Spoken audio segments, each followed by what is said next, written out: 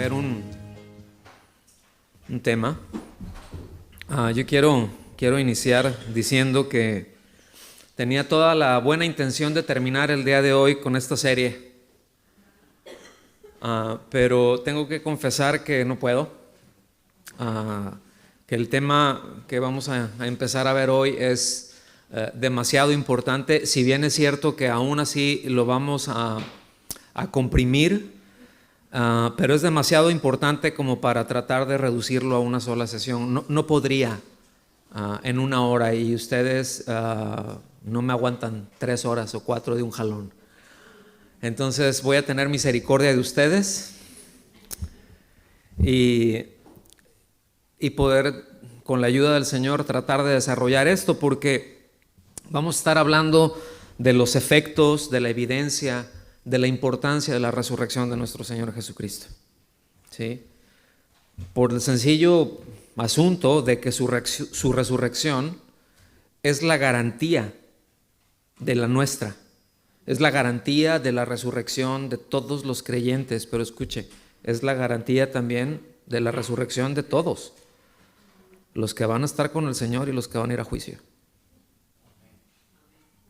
Entonces, por eso les digo, es un tema que es muy importante y voy a estar repitiendo esto varias veces. Creo yo que es muy esperanzador lo que nos vamos a encontrar en la palabra, al menos lo fue para mí, en todo el tiempo de estarlo desarrollando y pues ahí metiéndole muela, ¿no?, al asunto. La resurrección del Señor junto con su muerte son las bases, o primero la muerte y su resurrección. Hay otros temas que van en medio, por supuesto, es la encarnación, ¿sí?, su vida inmaculada, o sea, es decir, sin pecado, su muerte expiatoria, su resurrección, su ascensión y su venida por la iglesia, ¿sí?, el traslado de su iglesia.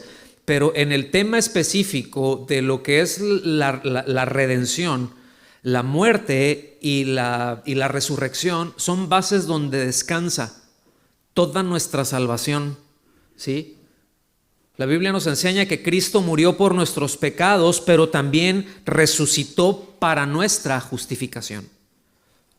O sea, cuando predicamos es que Cristo murió, está muy bien porque es cierto, pero no debemos de dejarlo ahí. El mensaje del Evangelio va completo una vez que se incluye la resurrección. Porque a veces eso es un tema que no se mete.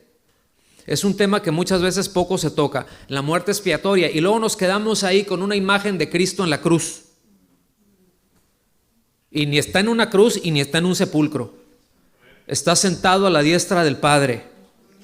¿Sí? Está sentado físicamente, está sentado a la diestra del Padre. Es decir, no de que el Padre está ahí y así como una gran volumen o masa, no sé cómo se diga, luminosa, y Él en un trono pequeñito por ahí. No, cuando se refiere a que está sentado a la diestra del Padre, la diestra representa el lugar de toda la autoridad, el que tiene toda la autoridad. Es decir, el lugar en donde Él está en el cielo, Él está ahí con toda la autoridad de Dios, porque Jesucristo es Dios. ¿Sí? En Romanos 4:25 dice que Él fue entregado por nuestras transgresiones y resucitado para nuestra justificación. Y esto es importante, ¿sí? Si solo hubiese habido cruz, pues no habría salvación, porque Jesucristo estaría entre los muertos y nadie podría recibir su vida. Y a veces son cosas tan básicas, pero a veces obviamos cosas que son muy básicas. ¿Sí me explico?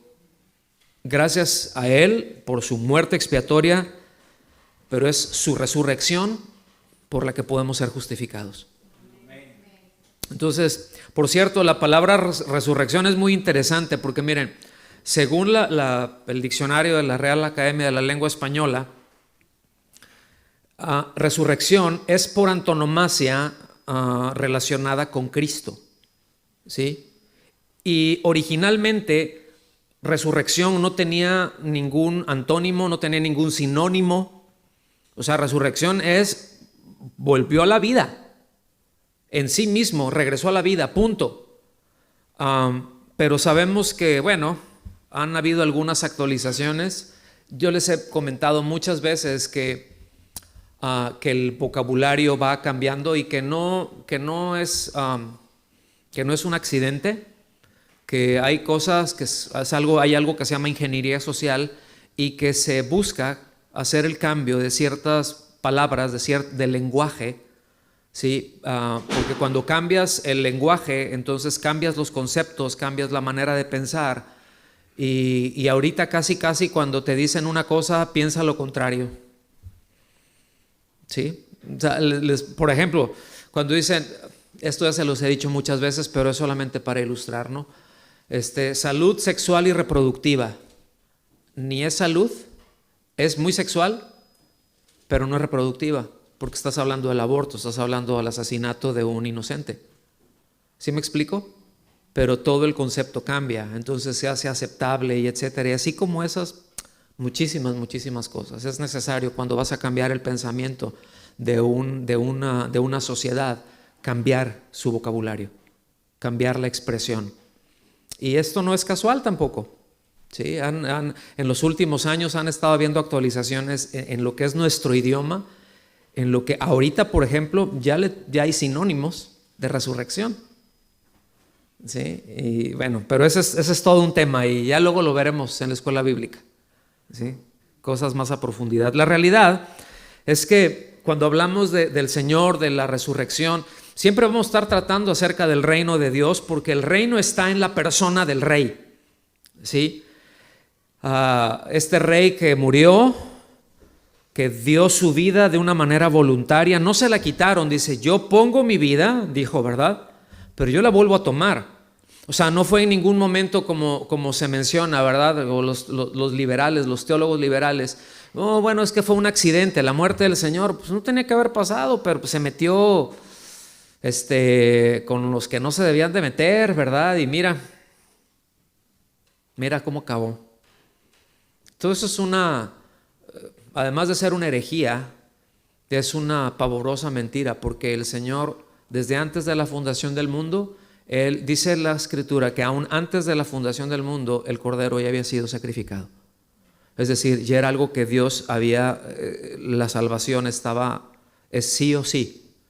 La redención para el hombre es sí o sí, y eso era necesario mediante la muerte expiatoria, pero la resurrección. Qué maravilla, ¿no? Entonces, miren, es muy importante entender esto que acabo de mencionar, que la obra de Cristo no terminó con su muerte por nosotros. Quiero ahondar un poquito en esto, porque a veces, como dije en la introducción, hasta ahí nos llega, a veces hasta ahí pensamos. A veces llegamos hasta es que Cristo te ama y murió por ti. Y a veces no entendemos por qué murió, no podemos explicarlo, murió, pues, porque murió. Pero bueno, ese tema ya lo vimos la semana anterior. Vemos que fue una sustitución, ¿verdad? El justo por los injustos. Y que el que no conoció pecado, nos dice la palabra, por nosotros lo hizo pecado, no pecador, pecado, ¿sí? Para que nosotros fuésemos hecho justicia de Dios en él. Entonces, esto es muy importante porque la obra del Señor continúa. Es decir, ni siquiera me atrevo a decir que fue una pausa, fue parte solamente del proceso, del accionar de Él, porque Él sabía lo que tenía que hacer desde un inicio y continuó con su resurrección. Y es que la resurrección del Señor es central, hermanos.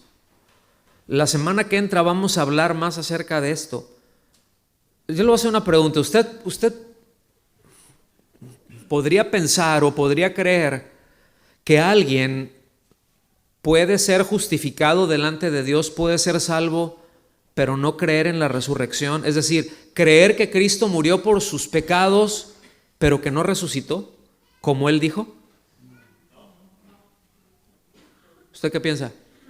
Porque ¿tú sí piensas que sí o que no?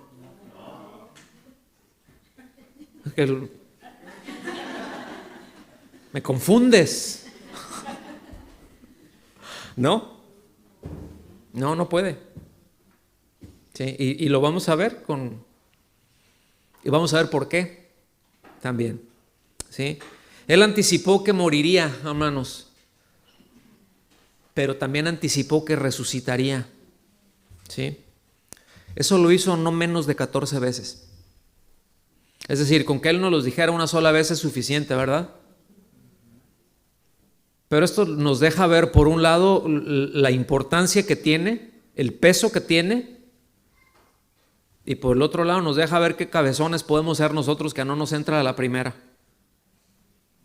¿verdad? Yo creo que a todos nos gustaría que las cosas nos entraran a la primera. ¿A cuántos papaces y mamaces les encantaría que sus hijos obedecieran a la primera? A ver, levanten su mano. ¿Ya vieron, hijos? Pero la verdad es que seríamos ilusos, ¿verdad? La experiencia nos dice otra cosa y a ustedes se las va a decir también. Así que agarren la onda. ¿Sí? Entonces, esto es importante porque el Señor, como les he dicho, Él no es ningún iluso.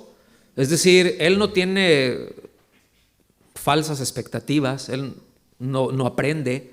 No es como que, ¿qué hice? Bueno, a ver, pues no pensaba que fuera a ser así, pero a ver, ahorita lo resuelvo. Él no es así, Él lo sabe todo. ¿Sí? Y eso es muy importante. Alguien que dice que va a morir, que va a resucitar, y no lo dijo en secreto, es decir, esto fue algo público, ¿sí? De no haber sido cierto, estaría usted delante o de un mentiroso o de un loco. En el mejor de los casos sería un mártir bien intencionado por una causa que está perdida, que se va a inmolar nada más en una causa perdida. Pero el Señor ni es mentiroso, ¿sí? Está perfectamente cuerdo y su causa ha avanzado. Y por más esfuerzos que se han hecho, en 2000 años la iglesia sigue creciendo. La iglesia sigue avanzando. ¿Sí? Esto es muy importante. Salvar al ser humano, mis amados, de la condenación y de la esclavitud del pecado, esa fue su causa.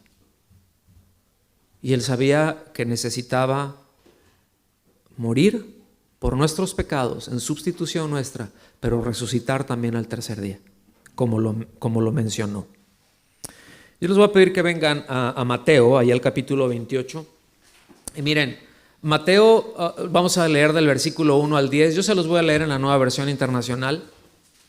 Usted puede leerlo en la versión que sea, está bien, mientras no sea la de los testigos de Jehová, ni de los mormones.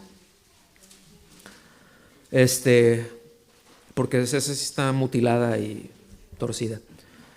Pero Mateo, el libro de Mateo y la narración que él hace es muy concreta, ¿sí? Está muy abreviada. Aquí pasa, no sé si se han dado cuenta o si ubican, yo pienso que sí, de esas imágenes que se van formando por capas, que tienen ahí un fondo y luego ponen una pieza y llegan y le echan pintura, ¿verdad? Y ya se dibujó algo. Y al ratito luego llega y pone otra capa encima y le echa ahí, ya se dibujó otra cosa y como que va quedando encimado. Y van siendo varias capas, ¿no? Y al final, ya cuando se termina, hay una imagen muy clara, muy bonita, muy bien definida. Yo les animo a que hagan esto con los evangelios, ¿sí? Y en este caso de la resurrección es muy importante. Les voy a decir en dónde están, ¿ok? Para facilitarles que lo puedan ver en casa. Evidentemente en Mateo 28 del 1 al 10, pero también en Marcos capítulo 16 del 1 al 8, en Lucas del 24 del 1 al 10 y bueno, Juan del 20, todo el capítulo 20 prácticamente, pero Juan se cuece aparte, pero véanlo también, ¿sí? Voy a venir y voy a dar lectura a Mateo 28 de los versículos del 1 al 10 y me voy a ir deteniendo por ahí, ¿está bien? Después del sábado, al amanecer del primer día de la semana, esto es domingo, María Magdalena y la otra María fueron a ver el sepulcro. Muy tempranito, ¿sí? Ahí van al sepulcro. Sucedió que hubo un terremoto violento porque un ángel del Señor bajó del cielo y acercándose al sepulcro quitó la piedra y se sentó sobre ella. ¿Sí? Imagínense, había una guardia, ¿no? Ahí. Su aspecto era como el de un relámpago. No quiere decir esto que era un relámpago, hermanos. Estoy diciendo que su aspecto era así como es un relámpago, es muy imponente, es brillante. ¿Sí me explico? O sea, es impresionante, a eso se está refiriendo. Su aspecto era como el de un relámpago y su ropa era blanca como la nieve. Los guardias tuvieron tanto miedo de él que se pusieron a temblar y quedaron como muertos. No estamos hablando de cualquier guardia, ¿eh? O sea, no estamos hablando de un grupo de soldados que se amedrentaban fácilmente. Estamos hablando de una guardia romana. ¿Ok? Dice, el ángel dijo a las mujeres, ahora hasta aquí póngame atención, porque cuando el ángel se dirige a ellas, no solo las anima, porque les va a comunicar muy buenas noticias, ¿sí? Es decir, la resurrección del Señor, eso es hacia donde se dirige. Pero como vamos a ver en el texto que sigue, ¿verdad? Las palabras del ángel son muy interesantes porque hace un énfasis muy especial en la palabra ustedes, a las mujeres. Fíjense bien, ¿eh? Es decir, se dirige a ellas como, a ver si lo puedo decir bien, es que está muy comprimido esto. Pero ubiquen la bendición que a las primeras que se les anuncia la resurrección son mujeres. Esto en medio de una comunidad y de una sociedad machista hasta decir basta, esto era muy importante, ¿sí? Y les dice, no tengan miedo, sé que ustedes buscan a Jesús, el que fue crucificado, ¿sí? Es como si les dijera, no estén ustedes asustadas como los guardias que huyeron y otros ahí se desmayaron, miren nomás cómo están. No, ustedes tranquilas, ¿sí? No estén asustadas, es normal, ¿sí o no? Es normal, era un sepulcro cerrado, sellado, era una piedra que no era posible moverla unas mujeres. Todas esas, ponga atención, todas esas cosas van siendo evidencias. ¿Ok? Y les dice que tengan buen ánimo, no tengan miedo, o sea, tranquilas, ¿verdad? Yo sé que ustedes buscan al Señor, ustedes buscan a Jesús, pero les dice, tengan buen ánimo y les dice, no hay razón para tener miedo, hay razón para tener gozo. Es normal, en otras palabras, yo entiendo que puedes tener miedo, pero no tengas miedo, ¿sí? Y no busquen a un vivo en lugar de los muertos. Ustedes vinieron al sepulcro. En un sepulcro, ¿quiénes están, vivos o muertos? Ok, ahí no está el Señor. Y este es un mensaje importante. Ustedes están buscando, sí, entiendo, fue crucificado, murió, lo pusieron aquí como está muerto, pero saben que ya no está aquí, está bien vivo, ¿sí?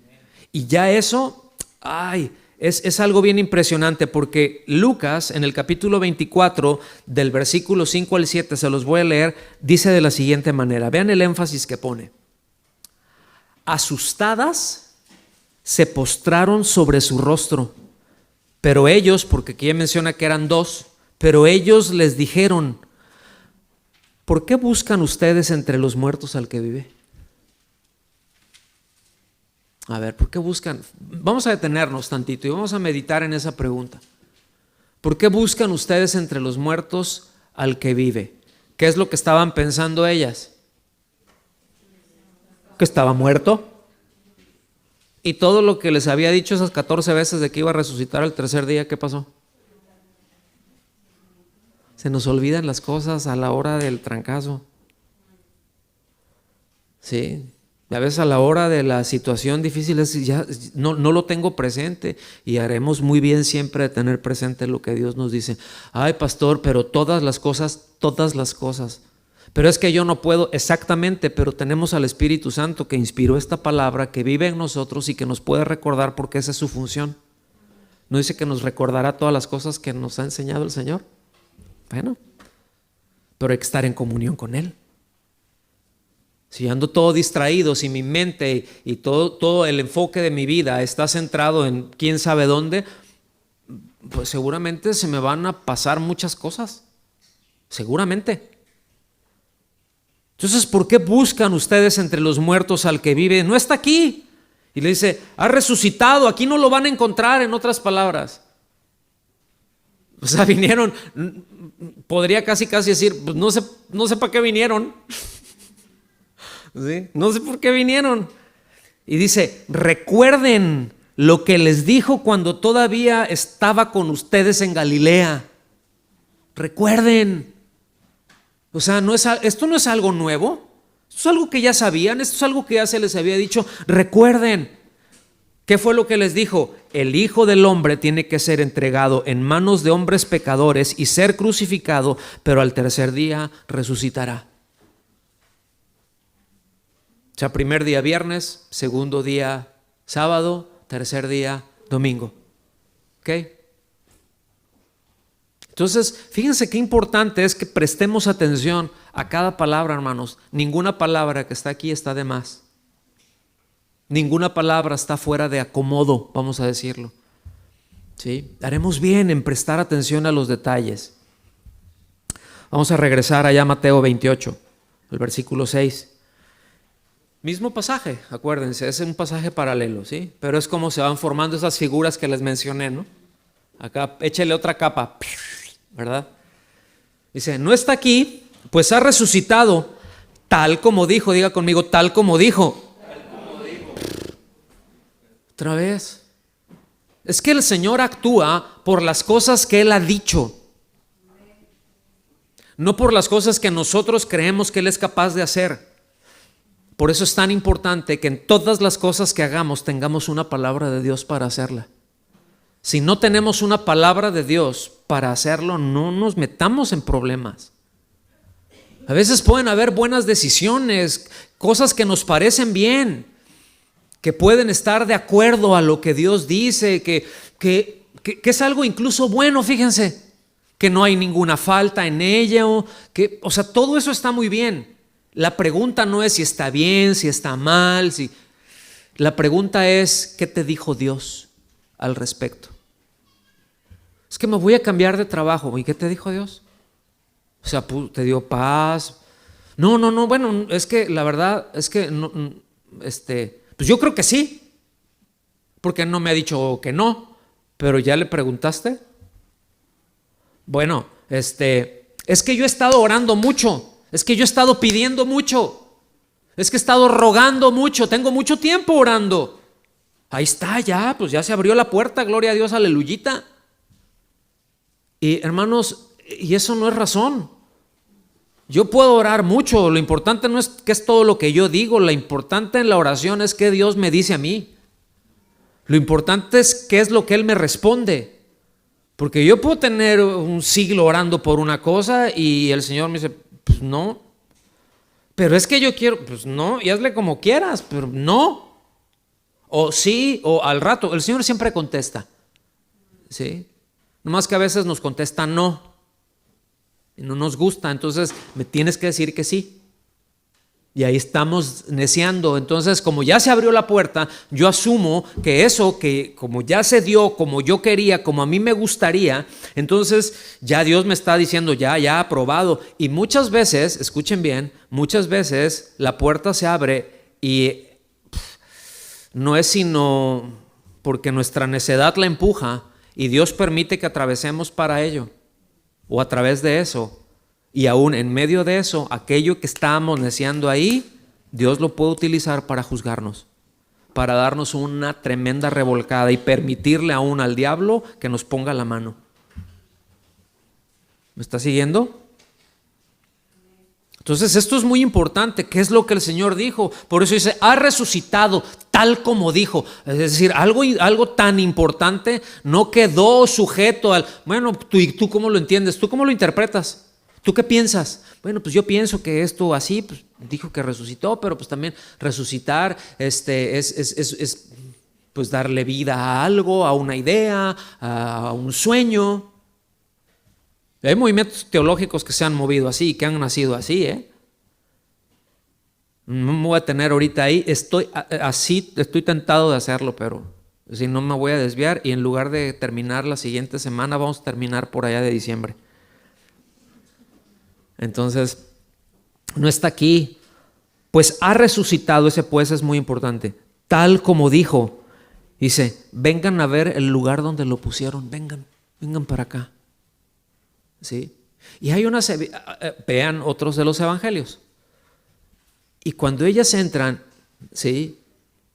Y la evidencia, luego nos dice que estaba el lienzo en el que lo envolvieron, que estaba en un lugar y que el sudario, lo que pusieron sobre su cabeza, que estaba dobladito y estaba en otro. ¿Sí o no? Eso es una evidencia de que Él resucitó, que no se robaron el cuerpo, porque alguien que se lo roba se lleva todo. ¿Estamos aquí? Son detallitos nada más, ¿okay? Pero los detalles, como dije hace un momento, son importantes. Se vengan a ver, el lugar donde lo pusieron ya no está ahí. ¿Ustedes se acuerdan? ¿Ustedes estuvieron aquí? Sí, nosotros y le pusimos y vino otro también, José, y luego Nicodemo trajo un montón de especias aromáticas, kilos de eso y nosotros lo envolvimos aquí porque escuchen, nosotros pensamos que luego las especias aromáticas cuando los embalsamaban, que les agarraban así como que con una brochita o les esparcían algo y les ponían unas cuantas especias. No, hermanos, eran kilos los que le ponían. Es decir, sobre él pusieron, eran kilos, probablemente entre 15 y 20 kilos, probablemente incluso más de especias aromáticas. O sea, encima de él. ¿Sí? Dice, luego vayan a decirle a sus discípulos, o sea, vengan, vean, convénzanse que ya no está donde ustedes lo pusieron y vayan a decirle a sus discípulos. ¿Qué es lo que les va a decir? Él se ha levantado de entre los muertos y va delante de ustedes a Galilea. Escuchen bien, qué promesa tan maravillosa y tan esperanzadora. Allí lo verán. Ay, dice, ahora ya lo saben. Pero vayan, ¿sí? Vengan ustedes, cerciórense, ahora váyanle a decir esto y díganle a los discípulos, ¿sabes qué? Váyanse a Galilea. Eran un montón de kilómetros. O sea, no estaba a la vuelta, ¿sí? Y el transporte público en esas fechas andaba muy mal. Estaban en huelga. Todo el overground de Jericó hasta estaba mal, ¿sí? Escuchen bien, pónganme atención en esto, porque aquí hay una enseñanza muy importante. El día de hoy existe la posibilidad, vamos a llamar así espiritualmente hablando, la posibilidad de buscar a Cristo en un lugar equivocado. Ellos fueron a buscar a Cristo, pero no era el lugar. Era un lugar equivocado. ¿Sí? Y muchas veces se puede procurar encontrar al Señor en prácticas religiosas. ¿Está siguiendo? A veces uno piensa que se va a encontrar con el Señor con ciertas prácticas religiosas o con el esfuerzo de una denominación, con un esfuerzo denominacional de un determinado grupo de iglesias, con un determinado movimiento, ¿verdad? O que se puede encontrar con el Señor ahí echándole ganas en la defensa de la sana doctrina, decimos, ¿no? Y ahí en las redes sociales, aquí, ¿verdad? Y hasta ministerios. Yo recuerdo que hace años había un ministerio que se llamaba Casa Herejes, imagínese usted. El Casa Herejes.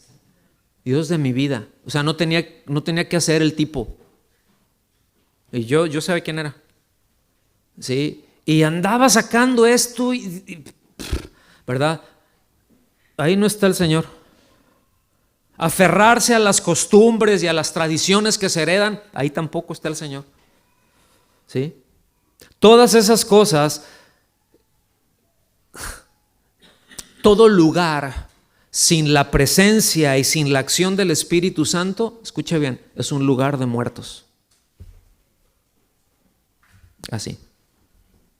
Todo lugar, lo que sea, sea un lugar de reunión, sea una actividad que yo estoy realizando, otra vez, sin la presencia, sin la dirección, sin la acción del Espíritu Santo, es un lugar de muertos. A Cristo se le encuentra, mis amados, en el lugar del compromiso personal, sin reservas. A veces estamos esperando que las cosas cambien para entonces yo dar el paso. A veces estoy esperando que todo mejore o que una determinada situación mejore para entonces yo dar el paso y seguir al Señor. Ay, Señor, no, Señor, mira, ya que tenga este trabajo voy a tener un mejor horario, Señor. Voy a ganar un poquito más, y todo, mira, todo se va a acomodar. Cuando eso pase, entonces, yo ya le entro con más, ya me voy a poder conectar a las reuniones de oración, aunque sea un poquito. Ya, aunque sea a una de ellas o al estudio, porque pues tú sabes, luego uno llega bien cansado, Señor. ¿Verdad, hombres? Ay, uno llega bien cansado ahí. Ya luego vamos a hablar de esto, hombres? Estoy preparando el jabón.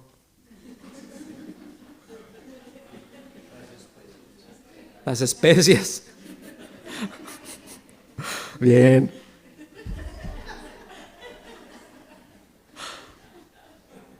Va a dar su embalsamadita. ¿En qué iba? Porque ya se me olvidó. Ya. Ustedes me distraen luego. Sí, pero es en el lugar del compromiso personal. Antes que todo, es que el Señor sí está por encima de todo. A veces somos unos grandísimos mentirosos, porque anteponemos muchas otras cosas que son secundarias o de otro orden, y el Señor, bien, gracias. Sí. Por eso en Romanos 12:1 dice, por las misericordias de Dios, o sea, tengan presentes, lo voy a parafrasear, no lo voy a parafrasear, mejor se los voy a leer. Romanos 12:1. Está después del 11, hermanos. Dice, por lo tanto, hermanos, les ruego por las misericordias de Dios que presenten sus cuerpos como sacrificio vivo y santo.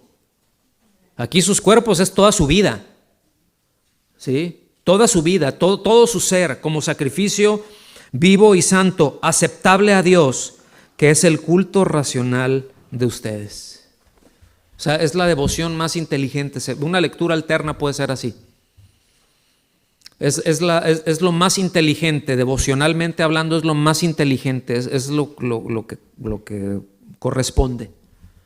Entonces, ¿en dónde me encuentro con el Señor? En un punto de un compromiso personal. Señor, te voy a seguir, nada más deja que entierre a mi padre. Eso no quiere decir que estaba el velorio del papá de ese hombre. Lo que ese hombre le estaba diciendo, mira, mi papá ya está viejito y tiene varias yuntas de bueyes y tiene algunos terrenitos, cualquier rato se muere. Ya cuando se muera, que me dé la herencia, pues entonces yo voy a estar en condiciones de seguirte. ¿Cómo la ves, Señor? Y hasta voy a poder echar una ofrenda más grande, porque ya con lo de la herencia y Judas, que era bien tranza, pues estaba, órale. ¿Sí? Pero el Señor le dijo, deja que los muertos entierren a sus muertos. Tú deja todo eso y ven y sígueme. Oh, no le siguió. Cristo no se le encuentra en un lugar de muertos. También se le encuentra en el poder de la dependencia del Espíritu Santo. Estar ahí, por eso nos habla en Gálatas 5:16, ¿se acuerdan? Cuando dice, ahora sí que dejen, textualmente sería, dejen de andar en la carne. Mientras ustedes obedezcan a Dios, no van a caminar en los deseos carnales. Y ese es el asunto. En tanto ustedes caminen en obediencia, en tanto ustedes, eso es andar en el Espíritu. Andar en el Espíritu no es shandala, rabalacándala. Eso no es andar en el Espíritu. Sí, ya luego hablaremos más de eso. Andar en el Espíritu es caminar en obediencia a lo que Dios dice. Porque luego, luego sí están las lenguas. Yo no tengo nada en contra de eso. ¿Sí? Pero después hay un sobreénfasis en todo esto y le dan a las lenguas, pero también le dan al chisme durísimo.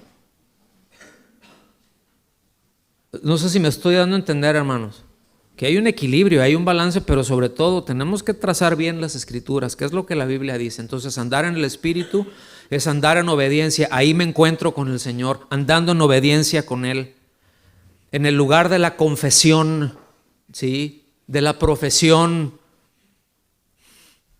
del reconocimiento, en la expresión de su persona, viviendo a Cristo, ahí nos encontramos con Él. Para mí el vivir es expresar a Cristo, eso es lo que dice el apóstol Pablo. El morir es ganancia, pero mientras viva quiero expresar a Cristo. Entonces, Mateo utiliza, hay un verbo, el tiempo, está en presente, que utiliza Mateo cuando dice que Él va delante de ustedes a Galilea, ¿sí? Eso es un hecho que se está produciendo. Es decir, cuando el ángel les dice, miren, Él ya va, o sea, ve, córranle y ustedes agarren lo que tengan ahí y alcáncenlo, váyanse hasta Galilea. Él ya está, es decir, Él ya está en camino delante de ustedes hacia Galilea. Eso sería una traducción, ¿sí? Eso sería una lectura alterna muy, muy bien. Él ya está de camino, ¿eh? O sea, Él ya resucitó, ya no está aquí, Él ya está de camino para Galilea. Así que vayan, ustedes díganle, no tengan miedo, vayan, díganle a sus discípulos y que se vayan para allá. Váyanse adelantando. La pregunta es, ¿por qué a Galilea? Sí, pero ¿por qué a Galilea? Sí, les había dicho sí, pero ¿por qué en Galilea? Bueno, recordemos que ahí empezó su ministerio. Que prácticamente la mayoría de los apóstoles eran de Galilea. Es decir, empezó ahí con los suyos. Y era, por así decirlo, por un lado, simbólicamente subir a Galilea tenía que ver con encontrarse con el Señor, pero por un lado era como el cuartel general de ellos, vamos a decirlo así. ¿Sí? Por el otro lado, era necesario salir de ese entorno en donde estaban de Jerusalén, de esa religión, para entrar en una esfera de comunión con el Señor. Todo lo que estaba celebrándose en Jerusalén eran más que rituales vacíos. Quienes lo estaban oficiando, no me voy a detener aquí, pero más corrompido que 1 kilo de carne adentro de una bolsa negra en el verano y en el sol por 3 días. O de pescado. Ustedes saben lo que le hace el sol al pescado, ¿verdad? Bien corruptos. Es necesario que se salgan de todo eso. Vámonos allá. Vamos a encontrarnos allá en donde vamos a estar dispuestos a escucharlo. Además, que es una promesa bien bonita la que se está cumpliendo ahí. Les voy a leer en Isaías 9, del 1 al 12. Les digo que el Señor, yo no sé ustedes, pero a mí me impresiona. Dice en Isaías, fíjense, cerca de 1000 años, alrededor de 1000 años, 800 años antes. Pero no habrá más melancolía para la que estaba en angustia, como en tiempos pasados. Él trató con desprecio a la tierra de Zabulón y a la tierra de Neftalí. Pero después la hará gloriosa por el camino del mar, al otro lado del Jordán, Galilea de los gentiles. Y después dice el versículo 2, el pueblo que andaba en tinieblas ha visto gran luz. A los que habitaban en tierra de sombra de muerte, la luz ha resplandecido sobre ellos. Paz, cumpliéndose la palabra. Su aparición pública como resucitado no la quiso hacer en Jerusalén, a Galilea. ¿Sí? En donde él sabía que iba a ser recibido. ¿Me están siguiendo, hermanos? Pues bien, hay una observación más sobre esa encomienda que los ángeles le dan a las mujeres. ¿Cuál fue la encomienda? ¿Qué les dijeron los ángeles a ellas? Vayan, avísenle, ¿verdad? Pues no tengan miedo, váyanse muy contentitas, y vayan a decirle, ¿verdad? Y denle para allá. Aquí vamos a poner otra capa y echarle otra spray para que vean cómo las imágenes se van poniendo más interesantes. Porque esta observación de la encomienda, según Mateo, era para los discípulos nada más, ¿sí? Pero Marcos lo recoge de una manera distinta. En Marcos 16:7 se lee así: pero vayan, digan a sus discípulos y a Pedro que él, o sea, que el Señor va delante de ustedes a Galilea, allí lo verán tal como les dijo. ¿Sí? ¿Cuántos quieren encontrarse con el Señor todos los días? Pues vayamos a donde Él nos dice que vayamos, hermanos. No a donde se nos dé nuestra gadarena gana de ir y pensar que ahí no lo vamos a encontrar, sino a donde Él nos dijo, tal como Él dijo. Él va delante de ustedes. Entonces fíjense bien, dice, díganle a sus discípulos. También se puede leer, vayan y díganle a Pedro y a sus discípulos, ¿sí? La razón que está así es porque se podría entender, es decir, el énfasis es los discípulos del Señor, porque alguien puede torcer con mucha facilidad el texto y decir, son los discípulos de Pedro. Y bueno, ahí entramos ya en otro asunto. Pero no, son los discípulos del Señor y a Pedro, pero subrayen y a Pedro, porque Pedro es el que había prometido y no había cumplido que él iba a estar con él hasta todo. Acuérdense, horas antes relativamente de esto, de este anuncio de los ángeles, lo estoy diciendo el domingo en la madrugada, el viernes en la mañana, pues desde el jueves ahí lo está negando, ¿sí? Y podemos entender que él, humanamente hablando, no merecía ninguna consideración de parte del Señor. ¿Poco no? Ay, ese Pedro tan incrédulo. Ay, Señor, yo no sé cómo lo aguantaba. Nos aguanta a nosotros, hermanos, y no somos mejores que él. ¿Sí? Sin duda nos pasa así.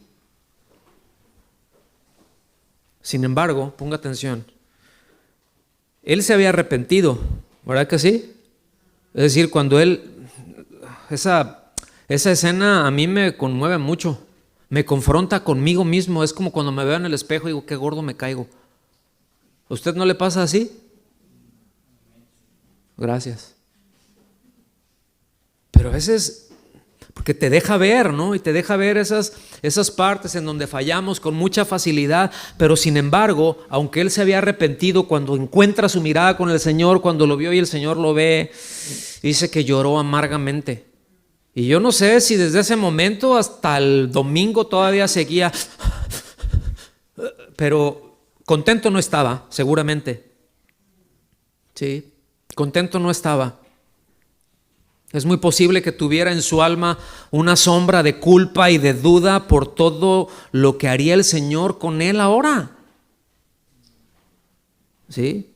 ¿No le pasa a usted? Al menos a mí me pasa. A veces no está ahí, no le pega una sombra de culpa. O sea, que en algún momento dices, habría preferido que la cosa reventara y que me dieran ya acabar con ese asunto, pero no, el Señor ahí está y me sigue amando. ¿Y ahora qué va a pasar? Pero esto es muy esperanzador, porque aquí hay algo muy importante en donde necesitamos detenernos para hacer una reflexión, en donde sin ningún género de dudas nos identificamos con Él. Fíjense, Pedro le había negado. ¿Estamos aquí?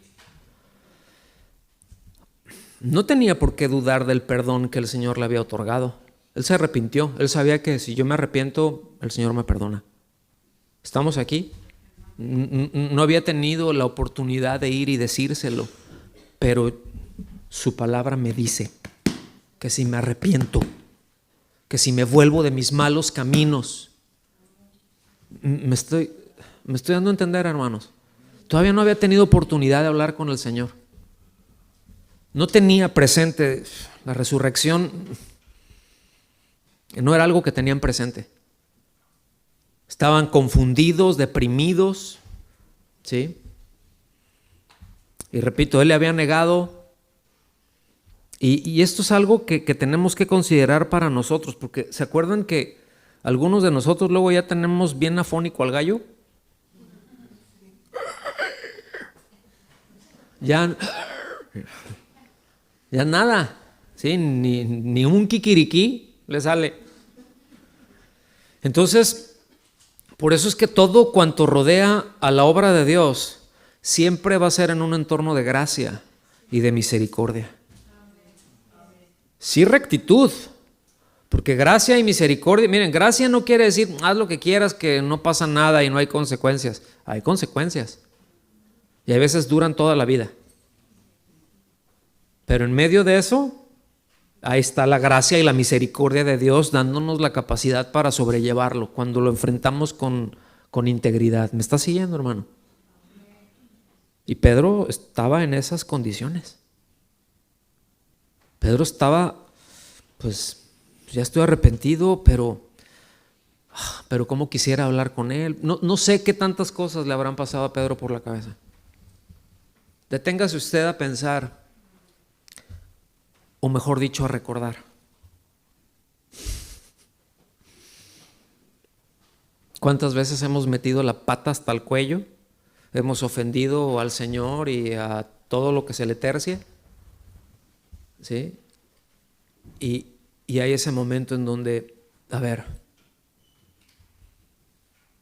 y podemos contar con la certeza de que todo lo que va a rodear al Señor y su trato para con nosotros será en gracia y será en misericordia, ¿sí? ¿Se acuerdan de las definiciones muy prácticas, si usted quiere, de gracia y de misericordia? Que misericordia no nos da lo que nos merecemos y gracia nos da lo que no nos merecemos. Qué importante, ¿no? Imagínense si el Señor nos diera lo que nos merecemos. O sea, ya nos hubiera fulminado, nos hubiera clonado 1,000,000 de veces y nos hubiera vuelto a fundir cada una de ellas y no alcanzaría. Sin embargo, ahí está su misericordia, lento para la ira, grande en misericordia, ¿sí? El hecho de que Él nos permite entenderlo, pues esto va a ser para nuestro gozo y para un caminar de nosotros más recto, porque escuche bien, cuando entendemos bien la gracia y la misericordia de Dios, tanto más clara la tenemos, menos deseo de pecar tenemos. Pero un mal entendimiento de eso es podría hablar otro kilo de eso, ¿no? De falsas doctrinas, y ahora sí que literalmente no son de maestros equivocados, son doctrinas de demonios, pero la super G, ¿se han escuchado eso, no? La super gracia, palabras de fe, todo eso, escuche bien, todas esas herejías, por si usted no lo sabía, pero tienen su base en el ocultismo, en una corriente ocultista del siglo XIX. Luego les puedo dar más información. Esos van a ser en clases, ¿no? Para los que estén en la escuela bíblica. Los que no, pues ahí luego la escuchan. ¿Sí me doy a entender, hermanos? Y nos perdemos, nos desorientamos, y cuando eso ocurre no hay ni fortaleza, no hay ni esperanza, y sí, ahí traemos esa sombra de culpa, y sí, ahí traemos esa sombra de fea. Sí. Eso que usted sabe que no le tengo que explicar porque yo sé que usted me entiende lo que estoy diciendo. Continuamos con los versículos del 8 al 10. Vámonos yendo para el final. Bueno, todavía falta, ¿no? Para el final, pero ya vamos para allá.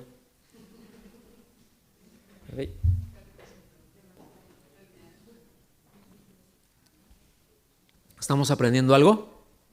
Están muy serios, ¿eh? Versículos del 8 al 10 dice: así que las mujeres se alejaron a toda prisa del sepulcro, salieron corriendo, pero como cohetes, ¿verdad? Dice, asustadas pero muy alegres. Es normal, son emociones muy entendibles, ¿cierto? O sea, qué susto. No, qué susto, me encuentro, me dices todo esto, pero el Señor, es cierto, no está, vámonos, y ahí van bien contentas, salen, pegan la carrera, dice, y no estoy inventando, que salieron corriendo, dice, y corrieron a dar la noticia a los discípulos. Versículo 9, en eso Jesús les salió al encuentro y la saludó. ¿Sabes? Para aumentarle el susto. Por si les faltaba susto. ¿Sí? Corrieron, dice, y fíjense, se registra, ¿no? Lo que el Señor les dijo, salve, hay algunas traducciones, otras les dice saludos. Seguramente la expresión de él fue shalom, porque es la forma en que ellos se saludaban, ¿sí? Normalmente, entre los hebreos, el saludo entre hebreos era ese, shalom. Los saludos entre griegos era gracia. Gracia. O sea, que haya gracia en tu vida. ¿Sí? Por eso estos apartes, esto es extra, ¿eh? Por eso nosotros nos encontramos siempre al apóstol Pablo, por ejemplo, diciendo gracia y paz a ustedes. Todo el concepto para todos. ¿Sí? Pero aquí el Señor la saluda, ¿verdad? Y ese saludo que les da se puede traducir como un paz, tengan tranquilidad, pero también, ¿saben? Se puede traducir como alégrense. ¿Sí? Alégrense. Tómense un vasito de agua, cómanse un pedacito de pan para que se les baje el susto o algo, pero alégrense. ¿Sí? Y es que, mis hermanos, la consecuencia con participar de la vida y de la comunión con el Señor es precisamente gracia y paz. Es ese gozo y es esa paz, ¿sí? Y dice, ellas se le acercaron. O sea, no quiere decir que iban corriendo y se tropezaron. No, es que iba acá y salió y paz y se voltean y es como que, a ver, meten el freno de mano y van y se le acercaron. Le abrazaron los pies y lo adoraron.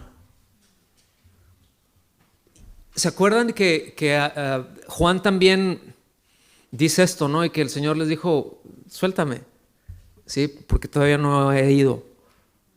¿Se acuerdan esa parte? Bueno, esto es muy significativo, porque cuando dice suélteme, no es así, no me toques. No. Lo que está diciendo, deja de agarrarme. O sea, no trates de retenerme aquí. O sea, yo ya no soy el mismo. Ya no te vas a relacionar conmigo de la misma manera. Ya resucité. ¿Estamos aquí?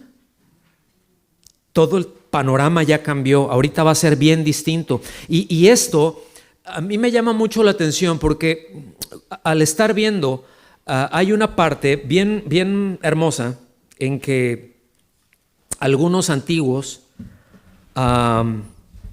la pudieron poner y asociar esta parte donde las mujeres agarraron y abrazaron al Señor de los pies y lo asociaron con cantares. Se los voy a leer. En Cantar de los Cantares, capítulo 3, el versículo 4, habla de la esposa, ¿verdad? Que está ahí la esposa y está preparándose y tal, que sale, ¿verdad? A buscar al amado, al esposo, y dice, apenas los había pasado cuando hallé al que ama mi alma. Fíjense, encontré con él, estaba de noche yo buscando y lo encontré. Dice, lo agarré y no quise soltarlo. Y ellos los antiguos lo asociaban con esto, con esta figura. No estoy diciendo que esa es la interpretación, pero es maravilloso pensar de esta manera, tener a Cristo en mente de esta manera. Y algo que escribió Jerónimo de Estridón, se los voy a leer porque me pareció muy, muy bonito con respecto a esto. Él dice, el escabel de los pies de Jesús, ¿saben lo que es un escabel? Es como una banquita, así para poner un pie. Es como una banquita, sí, como un descanso, ¿sí? Entonces él escribe, el escabel de los pies de Jesús es el alma del creyente. O sea, donde el Señor reposa sus pies. Es el alma del creyente.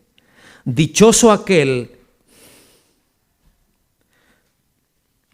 en cuyo corazón los pies de Jesús están posados a diario. Ojalá también en mi pecho se asienten sus pies. Ojalá sus huellas queden indelebles en mi corazón.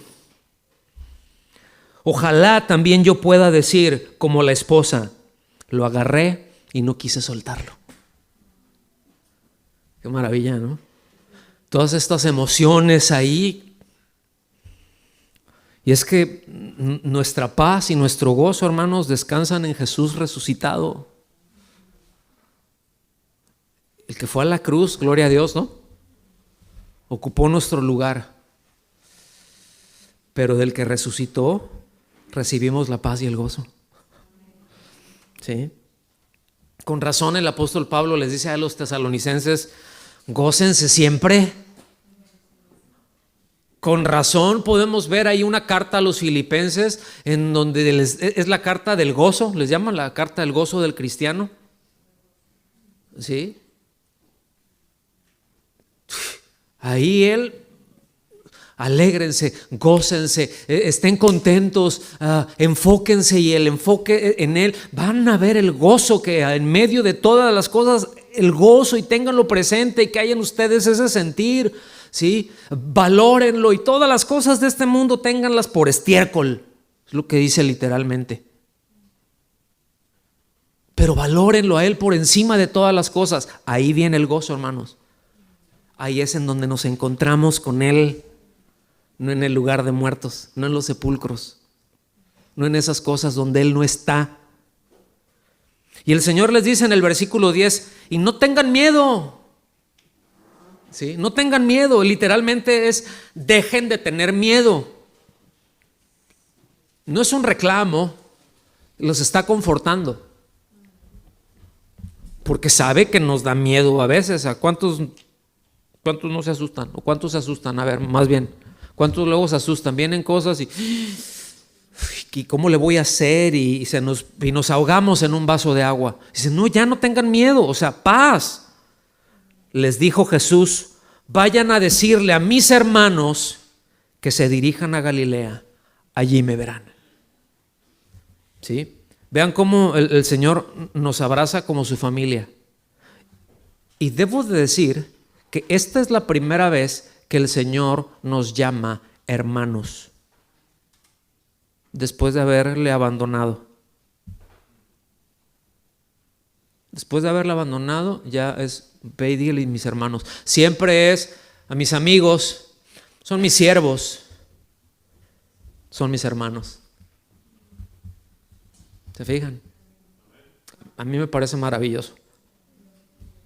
Yo no sé ustedes, pero esto a mí me llena de paz y me llena de esperanza.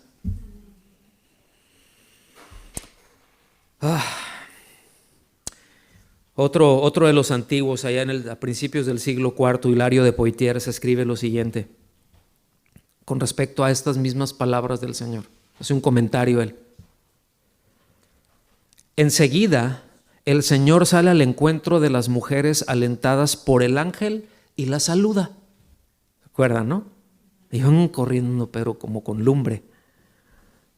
Para que, puesto que tenían que anunciar la resurrección a los discípulos que estaban a la expectativa, ponga atención en esto que dijo, yo hasta lo subrayé. hablarán por lo que habían oído a Cristo y no del ángel. Lo voy a leer otra vez.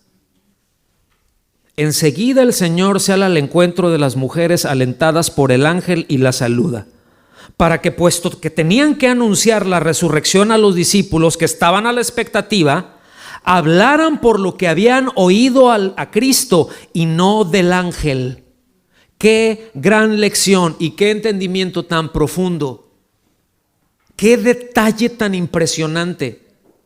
Porque ellas ya iban, y que pues, un ángel me dijo, pero es muy distinto el impacto y la autoridad que tiene pues un ángel me dijo, porque luego andan un montón diciendo es que el ángel me dijo y a mí me habló un ángel. No. Ellas ya, lo que el ángel dijo, bueno, pues sí coincide con lo que tú dices, pero yo me quedo con lo que tú dices, Señor. Y fueron a anunciar lo que dijo Cristo. Lo que usted y yo necesitamos anunciar es lo que dijo Cristo. En donde usted y yo nos necesitamos y debemos apoyarnos es en lo que ha dicho Cristo, no un ángel, no un iluminado o pseudo iluminado, en lo que dijo Cristo, porque vemos vez tras vez, vayan para allá, tal como dijo, tal como les dije. Sí, ya se los había repetido, ya se los había dicho 14 veces al menos. Allá nos vemos. ¿Sí? Entonces el Señor nos reunió, Señor Jesucristo nos reunió con Dios por medio de su muerte y resurrección. Y ya con esto termino. Eso es precisamente lo que constituye la garantía de que, pues al igual que Dios recibió a Cristo porque cargó en Él el castigo de nuestra paz, eso es lo que dice la palabra, que el castigo de nuestra paz fue sobre Él, ¿verdad? Bueno, pues también nos va a recibir a nosotros los que hemos creído. No le da gracias a Dios por eso. Al que no conoció pecado por nosotros, lo hizo pecado para que nosotros fuésemos hecho justicia de Dios en Él. Por cuanto lo recibe a Él, nos va a recibir a nosotros. Y esa es una garantía, eso no hay nadie quien lo pueda deshacer. ¿Sí? ¿Quién nos separará del amor de Cristo? Dice, nadie. Se los voy a leer eso. Venga conmigo a Romanos 8:28. Ya no lo tienen los apuntes, pero ahí les va extra.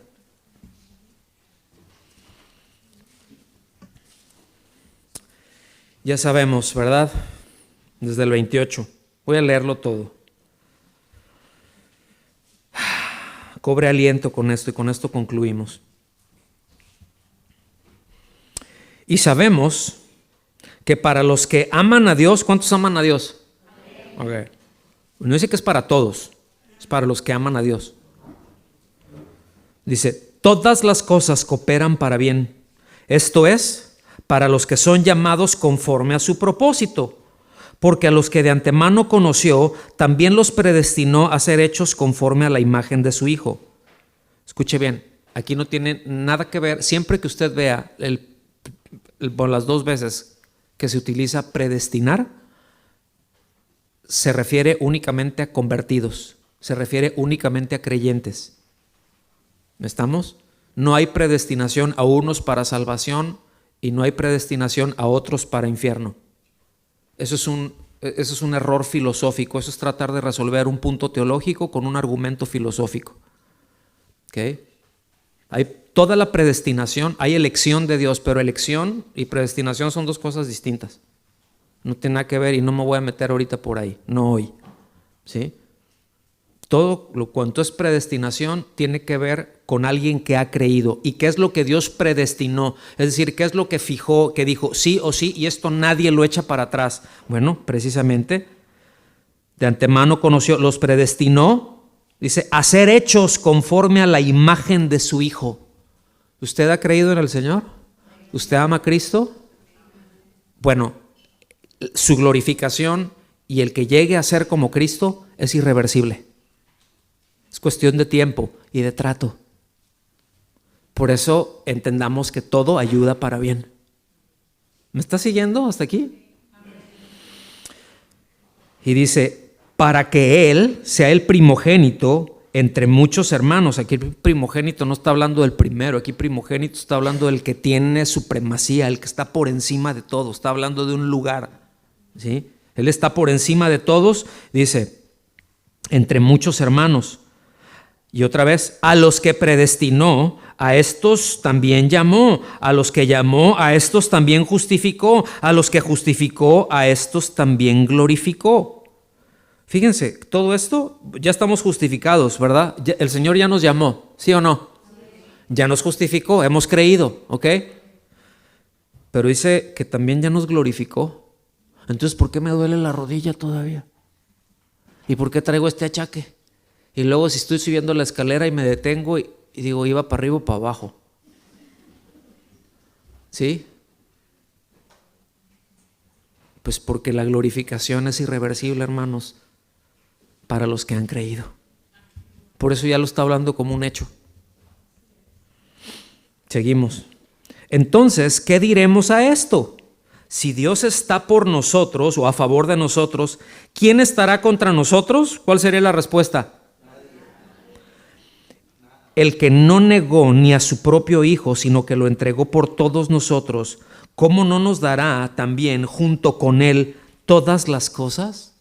Y aquí no está hablando de que nos va a dar un par de guaraches de marca, o que me va a dar ropa buena, o un buen trabajo. No está hablando de eso.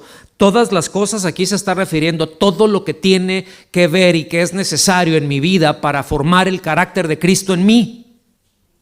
Eso lo podemos pedir con toda libertad. Y el Señor siempre dirá, sí, amén. ¿Estamos aquí? Dice, ¿quién acusará a los escogidos de Dios? Dice, Dios es el que justifica. Es decir, ¿quién nos salvó? ¿Nosotros mismos? ¿Porque nosotros quisimos? No, Él nos salvó. ¿Por qué? Porque Él quiso. Porque creímos. ¿Quién es el que condena? Pues Cristo Jesús es el que murió. Sí, más aún el que resucitó, el que además está a la diestra de Dios, el que también intercede por nosotros. Hermanos, la tenemos hecha. Estamos en el equipo que gana. Ya sabemos cómo termina el partido. ¿Me está siguiendo? ¿Quién nos separará del amor de Cristo? ¿Tribulación? ¿Angustia?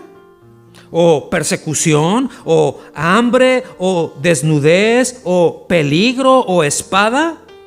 Tal como está escrito, por causa tuya somos puestos a muerte todo el día, somos considerados como ovejas para el matadero. Pero en todas estas cosas somos más que vencedores por medio de aquel que nos amó. Fíjese bien, dice que en medio de todas estas cosas, no que no vamos a pasar estas cosas, pero que cuando pasemos estas cosas, nada de esto será capaz de separarnos de Cristo. Eso es lo que está diciendo. No que no vamos a pasar tiempos difíciles, no que no vamos a tener, porque hay muchas circunstancias que escapan de nuestro control, ¿sí o no? A veces sufrimos por cosas que otro hizo. Nos impactan cosas que alguien más hizo y a veces nos van a impactar o nos impactan por el resto de nuestra vida. Sí, pero también lo que Él hizo va a impactar nuestra eternidad. Y nadie nos puede separar de eso. Porque estoy convencido que ni la muerte, ni la vida, ni ángel, ni principado, ni lo presente, ni lo porvenir, ni los poderes, ni lo alto, ni lo profundo, ni ninguna otra cosa creada nos podrá separar del amor de Dios que es en Cristo Jesús, Señor nuestro. ¿Y por qué podemos decir esto? Bueno, su palabra nos dice, sí, pero porque sabemos que la muerte es algo de hombres, es cosa de hombres, pero también sabemos que la resurrección solo puede ser cosa de Dios, y Él murió por nosotros, resucitó para justificación nuestra. Y por eso seremos como Él. ¿Sí? ¿Por qué no nos ponemos de pie y oramos?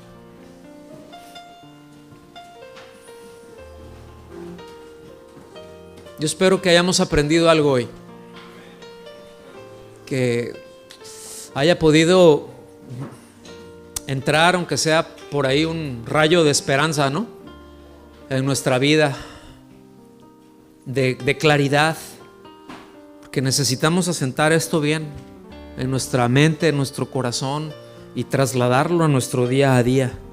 Vamos a orar. Señor, te damos tantas gracias por toda tu obra, aún por todas esas cosas que tú sigues haciendo, porque tú resucitaste, y eso celebramos hoy, Señor. Celebramos hoy que tú resucitaste, que tú anunciaste vez tras vez tras vez desde los antiguos que pondrías tu vida a favor de nosotros, que el castigo de nuestra paz sería sobre ti, pero que tú resucitarías al tercer día, que verías largos días.